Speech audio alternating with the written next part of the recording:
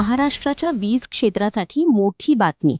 राज्यात तब्बल 4,700 कोटींच्या power transmission प्रकल्पाला चालना मिळालीये. पण या प्रकल्पाचा फायदा नेमका काय होणार?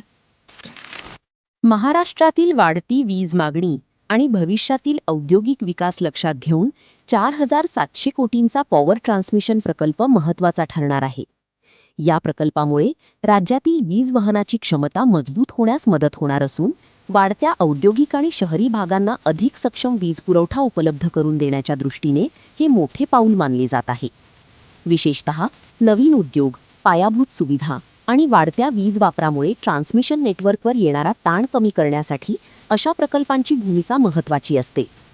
यामुळे महाराष्ट्राच्या पॉवर इन्फ्रास्ट्रक्चरला मोठी चालना मिळण्याची अपेक्षा आहे. म्हणजेच 4,700 कोटींची ही गुंतवणूक केवळ वीज पुरवठ्यासाठी नाही, तर राज्याच्या भविष्यातील औद्योगिक आणि आर्थिक वाढीसाठीही महत्त्वाची ठरू शकते.